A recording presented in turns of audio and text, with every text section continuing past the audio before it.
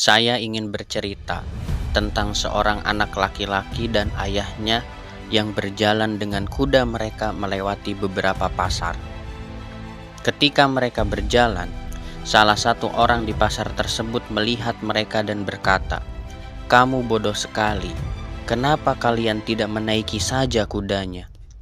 Dan mereka berpikir, "Benar juga ya, apa kata orang tersebut."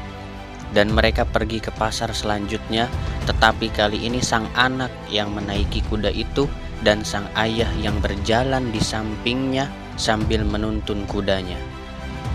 Di pasar selanjutnya, ada lagi orang lain yang berkata, "Kamu sangat tidak punya perasaan, anak muda. Kamu membiarkan ayahmu yang sudah tua berjalan kaki, sedangkan kamu di atas kudanya. Egois sekali kamu, anak muda." Kemudian anak muda itu berpikir, "Benar juga ya." Karena kritikan itu, akhirnya dia turun dari kuda dan meminta ayahnya untuk naik ke atas kudanya. Dan mereka melanjutkan perjalanan ke pasar selanjutnya. Di pasar tersebut ada lagi orang yang berkata, "Ya Tuhan, kenapa kamu begitu egois sekali, lelaki tua? Kamu begitu malas. Kamu membiarkan anakmu berjalan sedangkan kamu enak-enakan di atas kuda." Dan lagi, anak dan ayahnya itu berpikir, "Ya Tuhan, benar juga ya, apa kata orang itu." Akhirnya mereka berdua naik ke atas kuda dan menuju ke pasar berikutnya. Sambil mereka berpikir, kali ini pasti tidak akan ada lagi yang mengkritik. Tetapi begitu terkejutnya mereka ketika salah seorang di pasar tersebut berkata, "Kalian berdua adalah orang yang paling egois dan paling malas yang pernah saya lihat. Kalian hanya mementingkan diri kalian dan tidak peduli dengan kudanya. Kasihan kudanya ditaruh beban yang begitu berat."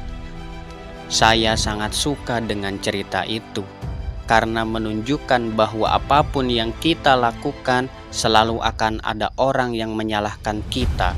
Pasti ada saja orang yang mengkritik, menyalahkan, atau bahkan mencoba menjatuhkan kita. Dan mereka selalu memberitahu kita kalau apa yang kita lakukan tidak pernah ada yang benar satupun. Kadang yang membuat kita jatuh bukan karena kegagalan. Kadang yang membuat kita jatuh bukan karena kesakitan. Kadang yang sering membuat kita jatuh adalah kita terlalu memikirkan apa yang orang lain pikirkan tentang kita. Apa ya kata orang kalau saya menjalankan bisnis ini? Apa ya kata orang kalau saya posting foto ini? Apa ya kata mereka kalau saya berbuat ini? Apa ya kata tetangga kalau saya begini? Apa ya kata teman-teman kalau saya berbuat itu?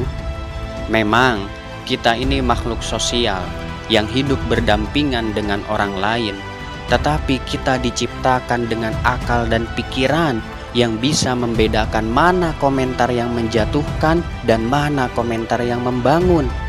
Aristoteles berkata, ada 3 cara untuk menghentikan kritik.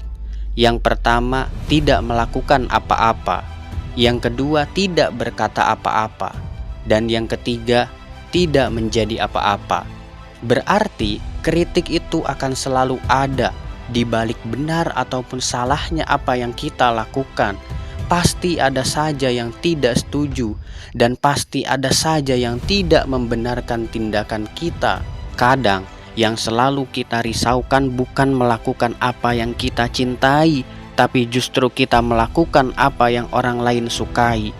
Kita selalu hidup dalam pikiran orang lain, bukan hidup dengan hati nurani kita sendiri.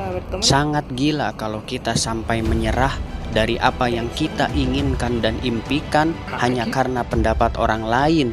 Dan yang lebih gila lagi adalah apabila kita hidup dengan pendapat orang lain yang tidak pernah membenarkan apa yang sudah kita lakukan. Kata-kata orang lain bisa saja menghancurkan kita kalau kita mengizinkan kata-kata tersebut masuk ke kepala kita. Tapi kalau kita tidak mengizinkan kata-kata tersebut masuk ke kepala kita, kata-kata tersebut tidak akan pernah menghancurkan kita. Kebahagiaan sejati adalah kebahagiaan yang kita ciptakan sendiri. Jangan pernah merisaukan kata-kata orang lain, karena setiap orang membaca dunia dengan pemahaman dan pengalaman yang berbeda. Teruslah melangkah selama kamu memilih jalan yang baik, dan yakinkan satu hal, bahwa kebaikan yang kamu lakukan itu tidak senantiasa akan dihargai.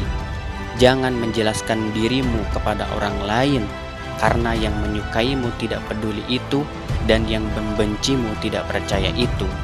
Jangan dengarkan orang lain, dan teruslah melangkah.